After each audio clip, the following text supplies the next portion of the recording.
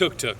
The best thing about Sri Lanka is tuk-tuks. Rated as Lonely Planet's 2019 #1 country on planet Earth to visit, Sri Lanka is sure to give you a whirlwind of adventure. What's up guys, my name is Tal. If you don't know me, I'm also known as the Traveling Clat here online, and I travel the world in search of adventure. I spent the last 3 months of my life traveling and experiencing the best of this country. Everything from the beautiful sights, the culture, the food, the people, and of course, the amazing wildlife. In this video, you'll be getting the most in-depth and detailed guide on traveling Sri Lanka that you can find on the internet, and I assure you of that. I'm hoping to give you all the information you need in one video to make your visit to Sri Lanka as successful and fruitful as possible. And as I'm coming to you live right now from the middle of the jungle here in Sri Lanka, this is your Sri Lanka travel guide.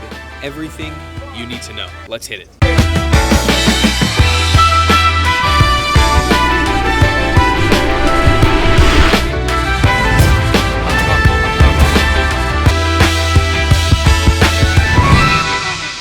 And before we jump right into the Sri Lanka travel guide, I want to say a quick thank you to our sponsor. The geniuses behind NordVPN are bringing you this service called NordLocker. This is a brand new app to help you encrypt your files and make sure that all of your data is secure. But I just wanted to let you guys know quickly, if you click the link in the description now, nordlocker.net/travelingclat, you can get it for absolutely free. With that being said, thank you to Nord, and let's jump right into this travel guide. Alright guys, welcome to Sri Lanka. Let's jump into this travel guide. I hope that you're excited to visit one of the most incredible countries on planet Earth. And before I jump in and tell you everything you need to know about Sri Lanka, I just want to preface by saying, with these everything you need to know travel guides, I tend to go very, very fast. So if you have any issues, just make sure you scroll back and rewatch a section again. As well, I've made tons of independent videos on Sri Lanka on my channel. A playlist to all my Sri Lanka videos will be in the description below if you want to take a deeper dive into any of the locations that I mentioned below. As well as a pinned comment on this video, I'll leave some time codes so you can go and click onto the different sections of this video if you want to jump around and explore different parts of Sri Lanka in this video.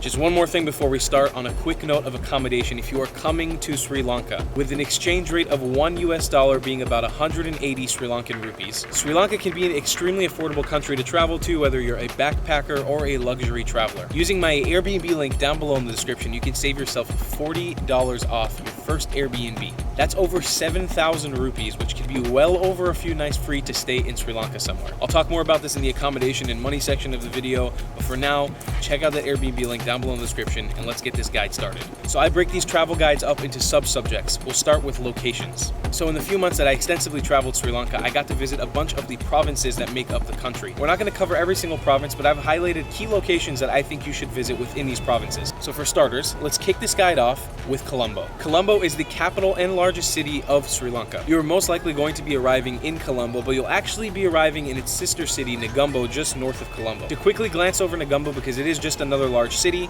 it has a really amazing fish market that's popular throughout the entire country, as well as nicer beaches than Colombo, and of course the international airport, which you will most likely be flying into or out of. I am going to tell you guys some key hotspots to visit in Colombo, but right before we do that, I want to make sure that you head on down to Mount Lavinia. Mount Lavinia is a city just south of Colombo, and this is where you'll encounter tuktukrental.com. This is my biggest recommendation for you as a traveler in Sri Lanka to gain full independence of your travels in this country. They allow travelers to Sri Lanka the ability to rent their own tuk-tuk from them and drive around the country independently. When you first arrive in Colombo, I highly suggest you make it down to tuk-tuk rental. Anyhow, Colombo is an amazing hub. It's the largest city, and it's where you can get a lot of stuff done, whether you're in the middle of your trip, at the beginning, or at the end of your trip. For one, shopping is incredible here. There's lots of markets and lots of places to get traditional clothing and really good food. It is also, of course, home to the largest malls in the country. Places like One Galface, which recently opened up and is a really luxurious and beautiful mall, based by the Galface beachfront and pier, which I highly suggest you check out for awesome views of the city. Of course, you have the incredible and controversial Lotus Tower that exists in Sri Lanka, and it looks like a giant lotus flower. It's pretty cool. And Colombo is broken down into a bunch of numbered subdivisions and sub-cities. So you'll have like Colombo 1 through 15, 20, and beyond. Colombo 1 is one of the best places for you to visit. It's also known as Petta. In Colombo 1, or Petta, you'll find the famous Red Mosque, or Red Masjid, amazing historic mosque that's beautiful and world-renowned. The floating markets of Petta, which aren't really floating markets, but they're pretty funny. I highly suggest you visit them. And of course, and I'm sorry if I'm butchering the pronunciation of this, Gangaramaya Park and Temple. This is a sort of super inclusive Hindu and Buddhist temple that exists in the middle of Colombo in a lake. It's really cool because right near there's this really cool park that you could walk across on a bridge to get into this little island in the middle of a lake, and it's got beautiful views of the city. I highly recommend it. recommend it. I highly suggest that you don't just write off Colombo as a place to just hop in and leave. You should check it out, spend some time getting to know the locals there. With that being said, we'll jump off to the place that you're most likely to visit first after leaving Colombo. And this will be the amazing southwest coast of Sri Lanka. So your two central hubs of the southwest are two cities called Marissa and Galle. Marissa is pretty much the touristy backpackers hub of southwest Sri Lanka. It's pretty much the hotspot where most of the tourists and backpackers head to. It's got great beaches in the vicinity like Weligama for surfing and Hikkaduwa for just great beach resorts. Marissa is fantastic for food, for accommodation, and for, of course, nightlife and partying. Right next to the city of Marissa is, of course, the city of Galle and its famous Galle Fort. Galle is a really big city, so I don't suggest that you get too caught up in it, but the fort is definitely worth a visit. It's an old colonial fort that inside has this amazing European architecture that is unfound pretty much anywhere else in Asia. A visit to Galle is always worth it. I highly suggest it. Across from Galle, kind of sitting in the same bay, is a town called Unawatuna. I highly suggest visiting Unawatuna to get the feeling of being in the jungle while being really close to a city. As well, in the jungles surrounding Unawatuna, you'll be able to find the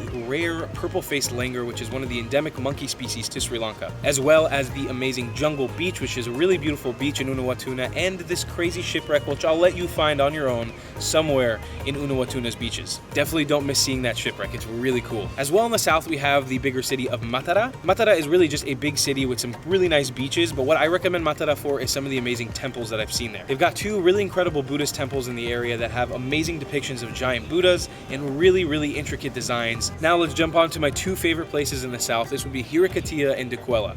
They're kind of sister cities of the south. Hirakatia is by far my favorite place to surf in Sri Lanka. If you're looking for some really easy beginner and relaxed surfing with an amazing chilled out vibe with really incredible people who congregate here, Hirakatia is the place to go.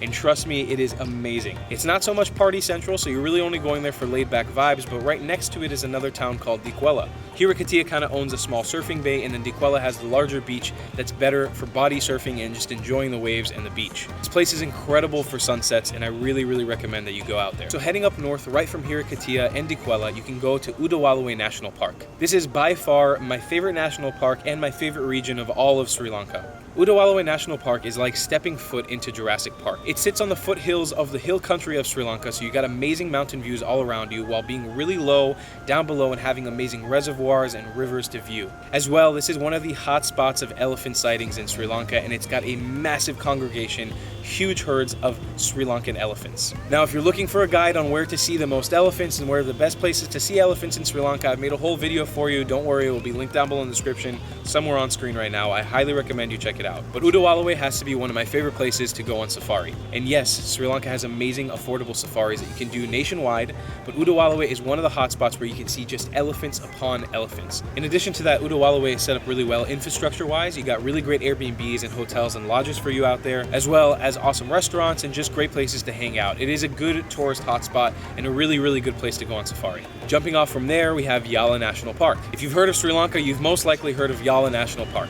It has sort of gotten this reputation as being the premier safari hotspot of Sri Lanka. And the reason is that you can most likely see all of Sri Lanka's endemic popular big five animals right around that area. Three of which being the Sri Lankan sloth bear, the Sri Lankan leopard, and the Sri Lankan elephant. It is definitely over-toured, way more expensive than most of the national parks, but that being said, I went there, been on safari twice, and I definitely saw leopards and I saw sloth bear. Alright, from Yala National Park, we'll head off to the east coast or the eastern province. We got three major cities here that are three hotspots that you should definitely visit, beginning with Arugam Bay. Arugam Bay has become a hotspot for travelers from all around the world for nothing else but surfing. V'ken, shalom Yisraelim, yesh po amon mikem. Keep in mind, Arugam Bay is a seasonal hotspot, so sometimes it is out of season. You just got to make sure before you go. When it is in season, you can expect great parties, awesome surf, and really laid-back, touristy vibes. It's pretty much known as the surf hotspot of the East, and it feeds into Yala National Park slightly, so when you're there, and if you're lucky, you might even be able to see migrating herds of elephants in the area. If you're Israeli or Jewish like myself too, keep in mind there are some great synagogues set up there, so if you're trying to celebrate Jewish holidays, you can do that there as well. Just north of Arugam Bay, we'll head off to the town of Batiklo. Batiklo is an amazing, super under-visited area in Sri Lanka. It is more in the Tamil Hindu region of Sri Lanka, and it's got home to amazing culture, incredible people, and really good food. It doesn't have any incredible mind-blowing sights.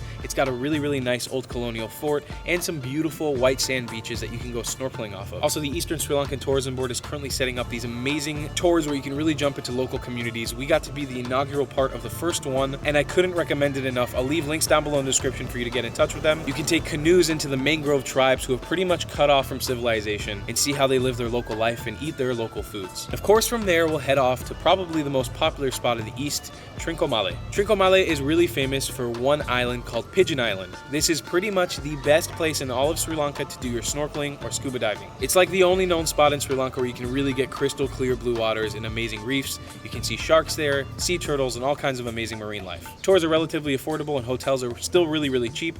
As well, you have the Niaveli beach. But Trincomalee itself, the city, don't write it off because it's got some great Hindu temples for you to visit as well. It's got one incredible temple on a cliff that is home to Lover's Leap, this beautiful geological formation, and of course other giant Sri Lankan temples, Hindu covials inside of there. As well, Trincomalee is home to this amazing docile and friendly habituated population of white-spotted deer. White-spotted deer are one of the endemic creatures to Sri Lanka, and they're super friendly. I'm talking, you can come up and cuddle these deer. They're so cool and really weird, and you'll find them all over the town, and Trincomalee is just a fantastic place to visit on the east. All right, we'll jump from there to the north central province. I'm going to start you off with the city of Polonnaruwa. This was one of the old ancient kingdoms of ancient Sri Lanka. It is a Buddhist cultural heritage site, and it is absolutely mind-bendingly beautiful. It's got tons and tons of ancient ruins, giant mind-blowing temples lost in the jungle. If you're looking for Indiana Jones and you want to experience a lost jungle with ruins in Sri Lanka, it is the place I highly recommend you visit. I got to drive around there with my tuk-tuk, and it was definitely the best way to do it rather than renting a cab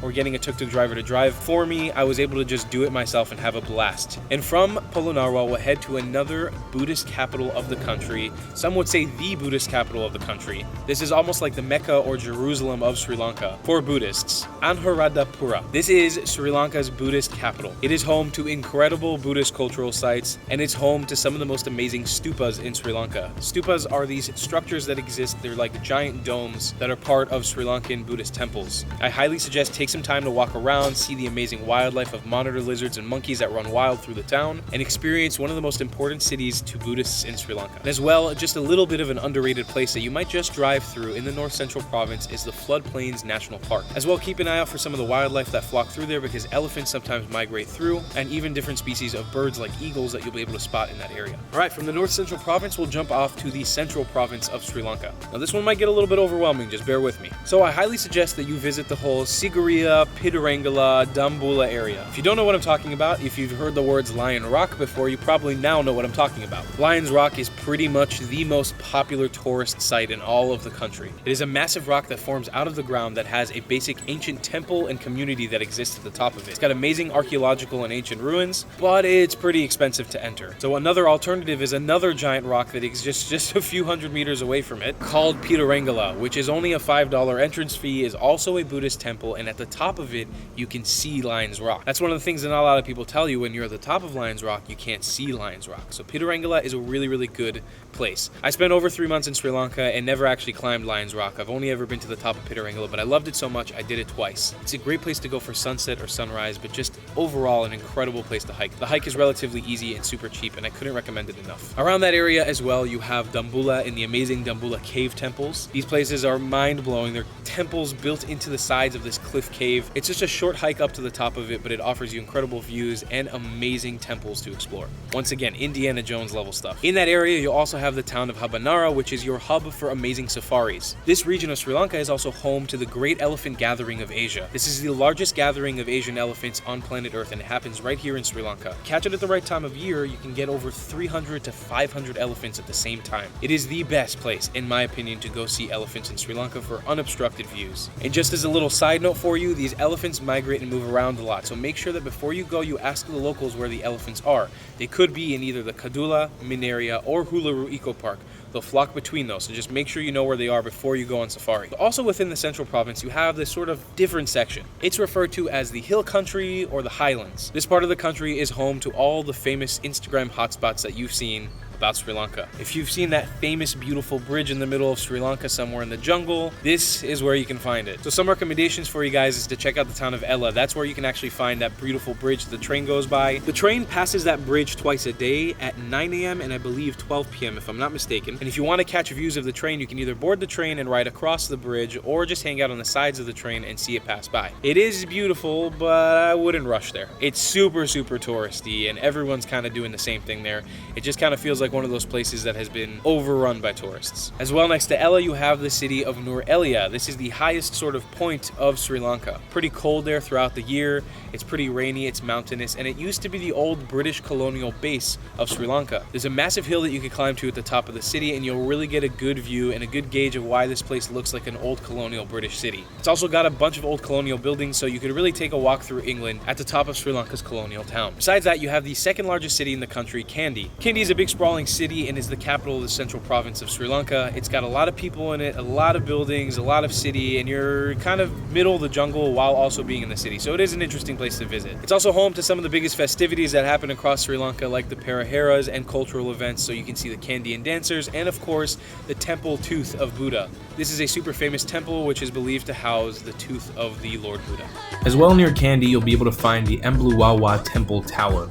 You've probably seen this in some Instagram videos before, but it's definitely worth the trek up. It's just a little bit outside of Kandy, but if you like to test your fear and want to get an adrenaline rush in the jungle, climb this insane tower. And like I mentioned before, the hill country is really known for its hiking. It's got really amazing hiking locations. Some locations that not a lot of people know of for hiking in this area are Pitigala, which is incredible, beautiful area, the Knuckles mountain range, the Badula waterfalls, and of course right outside of it, the Horton Plains and World's End National Park. As well, near this area, there's two other sites that I want to put a little highlight on. One of them is Adam's Peak, one of the tallest mountains in Sri Lanka and a massive cultural heritage site for Buddhists, Hindus, Muslims, and Christians in the country. It is known for its crazy long hike that takes a long time to hike up all these stairs and beautiful sunrise views. From the central province, we'll jump off to the northwestern province. There's a town called Kalpitia, which is really great for sort of an emerging kite surfing and surfing scene. It's got sort of that beach vibe that a lot of people know of in Sri Lanka, but it's criminally undertoured. And as well, the Pitarangala or Sigiriya of the northwestern province that nobody knows about.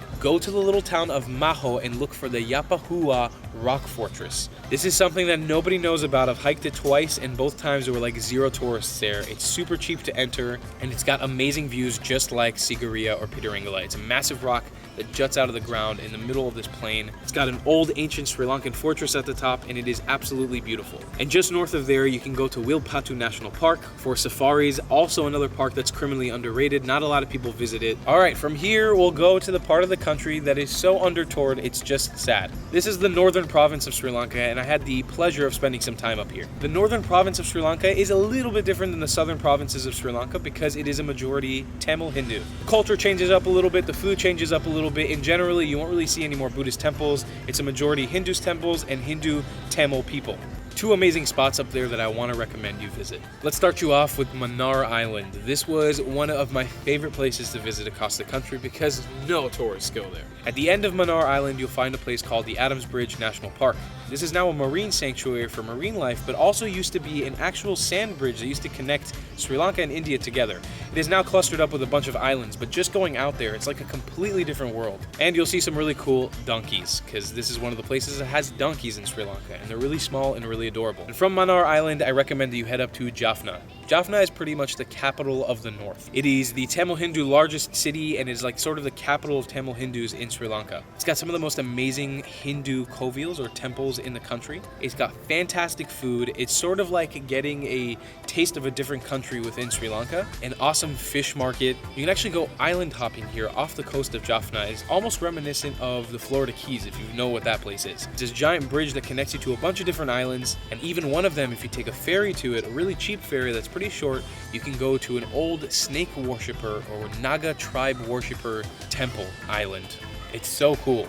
It's an island that used to be home to snake worshippers, and there's lots of remnants of that. One other site that I want to talk about very briefly is the Pinawala Elephant Orphanage. It's based right next to the town of Rambukana or Pinawala, and it is a really popular tourist site to go see elephants bathing in a river. I recommend that you check out my Sri Lankan elephant video to get more information about this place, but I recommend that you don't go to this place. I recommend that if you want to see elephants in this country, please only see them on safari in the wild. Do not go interact with the elephant. Not to hammer too fine of a point on it, but Pinawala is really not a a great place. All those elephants that you see bathing in the river, a lot of them are chained up, and it's pretty much just a ploy to get tourists to take pictures and make money. Make sure you watch that video to get more information about that. And overall, that'll give you a really good grasp of some of the best locations for you to visit in Sri Lanka. Of course, this isn't every single place, but I think this is a really good layout of places for you to visit without overwhelming you with too many locations. Once again, I want to remind you that if you have any issues with anything that I've said, or if I went too fast, please go down below in the description or in the time codes below and find the relevant videos to the relevant places that you want more information about. I have vlogs on pretty much all of the cities that I mentioned in this area and all the national parks,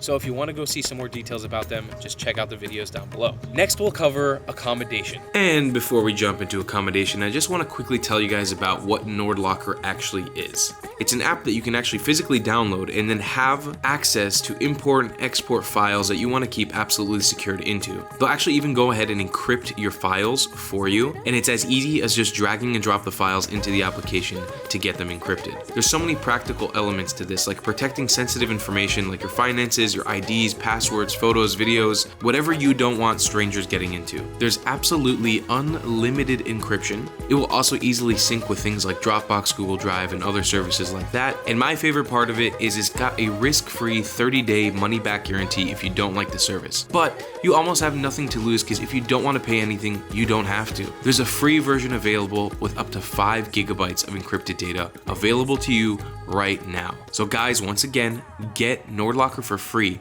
at nordlocker.net/travelingclat. That link is in the description and you can get it right now. But if you use the code TRAVELINGCLAT, you can also get yourself 32% off a 1-year plan of a premium account. So thank you so much to Nord and the people behind NordLocker for supporting us at the Traveling Clat and this amazing Sri Lanka travel guide. And let's get right back into accommodation. So accommodation, my largest and biggest suggestion is Airbnb. I told you guys about this earlier, but using my link down below in the description, you'll get $40 off your first Airbnb, which is well over 7,000 Sri Lankan rupees. Most of the times, if you're really trying to budget and you get it ahead of time on Airbnb for 7,000 rupees, you can get yourself almost a week free stay somewhere. As well, using Airbnb, a lot of times you get to stay with locals who are running or renting out their places for you to stay in. This way you have somebody with a personal touch being able to help you out and plan your travels, take care of you, and sometimes will even make you food. And a lot of the Airbnbs that I stayed in Sri Lanka actually offered either free meals, free breakfast, free dinner, or dinner for a really cheap fee, and usually the food was fantastic. As for hotels, I just want to make one quick clarification for something that might confuse you. In Sri Lanka, the word hotel doesn't necessarily mean a hotel that you sleep at. So you'll see lots of hotels all over the street, and hotels most times reference a restaurant. So don't be too confused if all of a sudden you see Jai Singha's Vegetarian Hotel. It doesn't mean that you're staying at a hotel that only serves vegetarian food. It usually means it's just a restaurant that serves vegetarian food. That being said, I won't recommend you anything else but Airbnb. Make sure you check out my Airbnb link down below in the description. It's your best choice for accommodation. Let's jump into the food of Sri Lanka. Now look, I'm not going to sit here and claim that I'm a Sri Lankan food professional, but I did spend 3 months there and I got a chance to try a lot of the food of Sri Lanka. The food here is amazing. The food culture is incredible. They take a lot of pride in the dishes that they prepare, and things are very hygienic, delicious, and filling. And did I mention very cheap? Super, super cheap. You could fill your stomach up, and I'm talking really fill yourself up, for as much as 75 cents or $1. The cuisine in Sri Lanka was definitely one of my favorite parts of traveling there, and I want to hit you up with some recommendations. So of course, the number one recommendation that you got to try, and every Sri Lankan will tell you you need to try it, is kotu.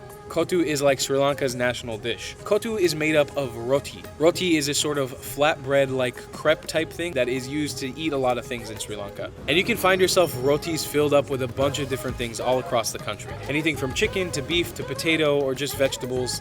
These little rotis that are filled up with different things come in the form of a food called short eats, and you'll find them all over the country.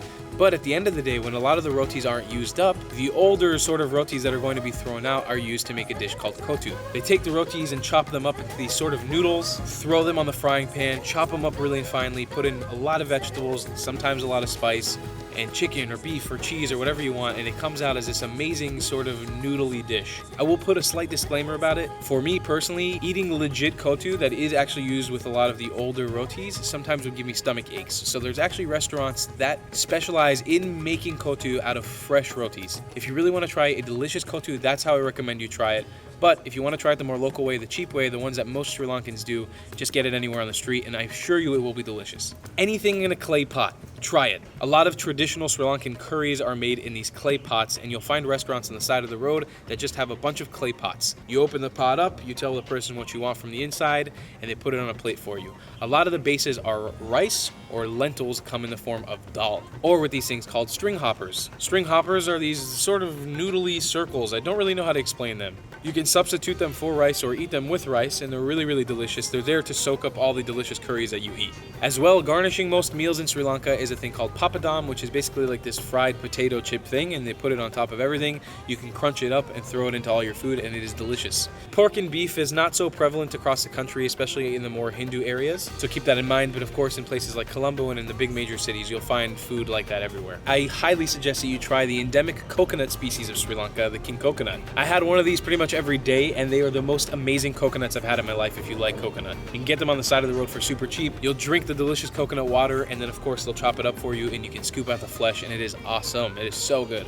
Sri Lanka is generally known for having really, really good seafood, so the seafood markets are filled with fresh fish and a lot of places where you can get delicious seafood. And 2 little tips for you when it comes to dining in Sri Lanka. One is that you most likely always will be eating with your hand. It's part of the culture, so try getting into it a bit. I, after a while, actually really ended up enjoying eating with my hands. Sri Lankans claim that it gives you a better flavor and it really lets you enjoy the food more, and I could almost agree with that. One thing to say about that though, only eat with your right hand, never with your left. Your left is used for something else. And the strategy is put your hand in the food, use it as sort of a spoon, scoop it up, and then push things in with your thumb, like that. And another tip for you is food can be very, very spicy if you're not prepared. And if they say it's spicy, it doesn't mean it's mildly spicy. It means it's spicy. After living there for 3 months, I definitely built up a bit of a tolerance for it, but definitely my first week in Sri Lanka, I was pretty much crying at every meal. But I reiterate the point that the food is some of the most delicious in the world. It's super fresh and awesome. So that covers food, and we'll jump into the subject of people now. You should know that Sri Lanka suffered a really, really bad hit to its tourism industry back in April 2019. What happened in the country pretty much crippled its tourism industry, and a lot of Sri Lankans are just hoping that foreigners start visiting their country again. It's definitely starting to pick up again, but when I was there, a lot of places that I traveled in the country, it felt like I was the only foreigner there. And you can definitely get that. If you're looking for a lot of places to just escape from tourists, if you want to get off the beaten track, Sri Lanka is the place for you to do it. With that being said, the people are some of the friendliest and warmest possible, and they come in these different groups: Buddhism, Hinduism, Islam, and Christianity. Those are the 4 religious groups of the country, and they're broken down into pretty much 2 groups of people: the Tamils and the Sinhala. The Sinhala people, or the Sinhalese people, speak the language Sinhala, and the Tamil people, they speak the language of Tamil. Both of these have their origins somewhere in India, with the Tamil being way more connected to India than the Sinhala being. As a base rule of thumb, and this is just a generalization, it's not the case for everybody, the groups generally come like this: the Buddhists and the Christians, which are the Sinhalese people, and the Hindus and the Muslims, which are the Tamil people. And the country is sort of divided with these imaginary lines of the northeastern provinces being predominantly Muslim, Hindu, Tamil, the southwest being a predominant Christian, Buddhist, Sinhala. Now once again, this is just a generalization. There are definitely exceptions to the rules, and you will find a lot of Hindus, and you'll find a lot of Buddhists, and you'll find a lot of Tamils and Sinhalese and Muslims and Christians intermixing with all of that. These people also have amazing places of worship, with some of the most incredible Buddhist temples, Hindu kovils, which kovil is just the word for temple in Tamil, Muslim mosques, and Christian churches that I've seen in my life. And they're all over the country, and I highly, highly recommend that you visit all of them, as many as you can when you see them. These people are extremely open and receptive to visitors visiting their holy sites. They are very friendly, and tourism to these different temples is highly encouraged. I will just say as a quick side note, when it comes to the Muslim mosques, definitely make sure you ask before you enter. As well, when it comes to the way that people dress and the appropriate wear that you should have across the country in these religious sites and outside of them, things like saris and sarongs are very, very acceptable and appropriate for you to wear at all times or when entering these religious sites. Now I want to tell you guys a little bit about Sri Lankan people's mannerisms and things that you can expect out of the people there. Okay, for one, Sri Lanka is definitely on island time. It is an island, so it's appropriately on island time. Don't expect for things to ever be on time, ever. People don't really have the concept of punctuality in that country and being somewhere on time, and that's fine. They're on island time. You'll have to adjust to that. Another thing they should expect is for people to be telling you to sit down all the time. Whether you're going to get something to eat or you're buying a shirt, they'll tell you to just sit down. It's just a simple fact of life in Sri Lanka, so just expect people to tell you to sit down all the time. Also, the words yes and no. I know this can be a little weird, but a lot of times people will just say the word yes. Or in Sri Lankan, in Sinhala, or Tamil, a lot of people will will just say oh. That's pretty much how they say yes. So they'll just say oh, or yes, or they'll nod their head yes. That doesn't mean that they're agreeing or understanding what you're saying. I promise you that. Make sure that if they don't understand what you're saying, you reiterate the point. Keep that in mind. Yes doesn't always mean yes, and no doesn't always mean no. As well, the coordinating head wobbles, yes, no, and everything in between doesn't really mean much. Get ready for the head wobble and feel free to do it yourself, but this doesn't really mean anybody's agreeing with you or disagreeing with you. It's just sort of something that they do. And I want to reiterate the point, I'm not saying this to diss on Sri Lankan culture or the people. I love the people so much from the bottom of my heart. It's just something as a tourist, when you're coming there as a foreigner, expect it. Make sure that you're prepared for it, because sometimes it can be extremely confusing. And I want to hit you guys with just some simple terms, just very, very small, little basic terms for you to know when you go to Sri Lanka. These are very, very basic stuff. If you say the word istuthi, it means thank you, and the version of that in Tamil is nandri or nandri, and two other words, one called ayubowan, that would be in Sinhala. It kind of means like good morning and good health to you, and the concurrent version of that in Tamil is wanakam. You can say those to people just as a general greeting in the morning or when you're saying goodbye or whenever. You can throw those around all the time, ayubowan and wanakam. And as well in Sinhala, words like koheda means where. You could just throw that around, they'll tell you where. And the word machan, which is, it's more for males to use. It's like saying the word bro, but you could say that both in Tamil and in Sinhala. Machan is like a way to just address another guy. All right, next subject is going to be transportation. Transportation, my only and largest recommendation is going to tuktukrental.com and booking yourself a tuk-tuk for your adventure in Sri Lanka. Driving a tuk-tuk is super easy, and Tuk Tuk Rental will help you take care of your Sri Lankan driver's license and your driving lesson. In less than an hour, you'll be prepared to hit the streets of Sri Lanka in your own tuk-tuk, and it'll be an amazing experience for you. They have amazing options when it comes to choosing the color of your tuk-tuk, the model of tuk-tuk, and they make sure that every tuk-tuk is tip-top and made the best possible for your adventure. I legitimately drove one around for 3 months, and I enjoyed it so much. It gives you a sense of freedom driving around in a country like this, and it's just so enjoyable, and it's better than having a motorbike because you have a hood and it covers you and protects you from the rain. The gas is super cheap, and the driving conditions are great because the roads are super safe. I highly recommend that you get in touch with tuktukrental.com below and let them know that I sent you. I have a link in the description that will give you a discount on your first booking, so make sure that you go there to save a little bit of money. Another thing that you can take part of with a tuk-tuk is the tuk-tuk tournament. This happens annually in Sri Lanka. I'll leave a link down below in the description for that as well.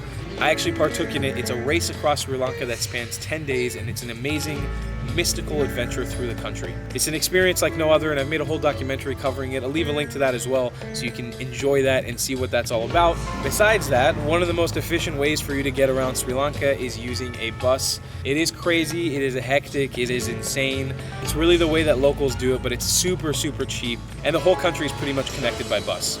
There are a lot of local bus services available in connecting the entire country, but there's also some coach bus services available connecting you in a more comfortable fashion around the country. Just make sure anything you're doing, you try to book it ahead of time online. There are also vans available to rent, and they will take you across the country with different van services. You have a train system that connects the country pretty well. You can pretty much go from the north to the south and to the center of the country via the trains. And of course, you have different rideshare servicings like Uber and PickMe, although these are best used in the major cities and going to or from the airport. And speaking of airports, there's really only two major ones in the country. That's the one in Jaffna, which really only give you one international flight to India at the moment, but connect you to the rest of the country.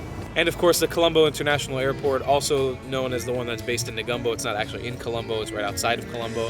That will connect you to everywhere else in the world. All right, that'll pretty much cover transportation. Please check out Tuk Tuk Rental down below in the description. Trust me, you will love them. All right, and with that, we are ready to jump off to our last sub-subject of the video, which is safety. All right, so for a lot of you, when I said Sri Lanka, the first word that probably popped into your head was, is this place safe? And once again, not to put too much of a fine point on it, but back in April 2019, Sri Lanka suffered a really devastating effect that affected its country's tourism market really badly. Part of the reason why I was brought out to Sri Lanka in the first place was to hope and try to reinstill tourism to this country using my social media presence. And don't get me wrong, like every country that I go to around the world, I had my hesitations before going to Sri Lanka as well. I wondered if it was truly safe. But after being there for 3 months and really seeing a large portion of the country, I really feel like I've seen a really, really good portion of the country. I can confidently tell you Sri Lanka is 100% a safe country. It is in every sort of definition of the word safe. There are definitely things that you need to be careful, especially if you're traveling as alone or alone as a woman. Definitely be careful in that situation, but I would recommend you to be careful in that case anywhere. If you're a solo traveler or a solo female traveler, Just keep in mind that you need to have people watching your back, you need to be well connected, and you need to ask questions before you go anywhere. And that's just not the case in Sri Lanka, that's the case anywhere in Asia and anywhere really around the world. As a man traveling alone in the country and with friends around the country, I can tell you confidently that the people here are some of the most welcoming and helpful people in the world. They've got your back, and they will make sure, because they want Sri Lanka to be represented in a positive light around the world. They want foreigners to come to their country. They will look out for you, they will have your back, and they will take care of you. They'll go the extra mile just to make sure that you're safe and accommodated for. I've entered random people's homes, I've jumped on tractors, I've driven ice cream tuks and bread tuks, I've jumped behind the counters of flower shops and convenience stores, and I can confidently say, after 3 months of being in that country and living partially in Colombo and outside and just traveling all over, I can really say that there hasn't been any moments that I can recall where I felt unsafe or in danger at all. Once again, there's exceptions to this rule, and this is a generalization, but this is my personal experience. But I can tell you, don't let safety concerns scare you from going to this country. And remember, when you visit Sri Lanka, you're doing a good deed to the people of this country. They need and want tourism from outside. All right, guys, that is the end of our Everything You Need to Know guide on Sri Lanka. I know it was a bit long, but it had to be as detailed as possible so you really get everything you need to know. Fortunately for me, I will be leaving this country, and this is going to be my final video from Sri Lanka for a little while. It is an amazing, incredible country filled with amazing wildlife, sights, food, and people, and I could not recommend you travel there faster. Put this place at the top of your bucket list and make sure you get out there and experience this incredible place. I want to say a massive thank you to all the people who made my trip in Sri Lanka as incredible as it was, who helped out in every corner, all the amazing hotels, brands, tour companies, everybody who came together to help me make this video possible. Make sure to check out Tuk Tuk Rental down below in the description, because they are a big part as to why my Sri Lanka trip happened in the first place. And of course, tuktukrental.com is the place where you can rent a tuk-tuk for yourself to drive around. And of course, guys, use my Airbnb link in the description. You're getting free money for a place to stay in the country. If you're going, you might as well use my Airbnb link. All right, guys, that is my Sri Lanka travel guide, everything you need to know. I hope that you enjoyed it. Please give me some feedback down below in the description. And if you're a local Sri Lankan, help the tourists down below if they have any questions. Follow me on Instagram, support my YouTube channel by subscribing, and I'll see you guys in the next video. I love you long time. Goodbye, clats.